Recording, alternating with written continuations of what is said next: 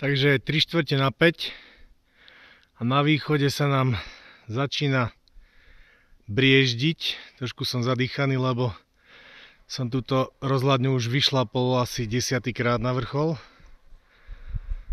No, v ďalekej českej zemi tam slniečko ešte ani netušia. Antena nám vydržala, nespadla.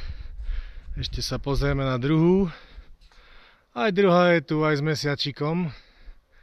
Takže prežili sme noc a pomaličky sa nám závod blíži ku koncu. O 5:00 to bude končiť. Najdlhšie spojenie sme spravili s Tomášom mobil Roudnice na Dlouhé Lúke na 380 km. Počuli sme aj ďalej, ale protistanice nepočuli nás, takže bola tam aj jedna stanica za 412 km, ale tu sme nespravili Klínovec. Tak slniečko už vyliezlo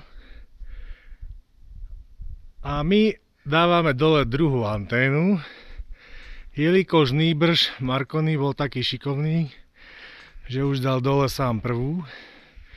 A máme tu aj naraz aj mesiačik.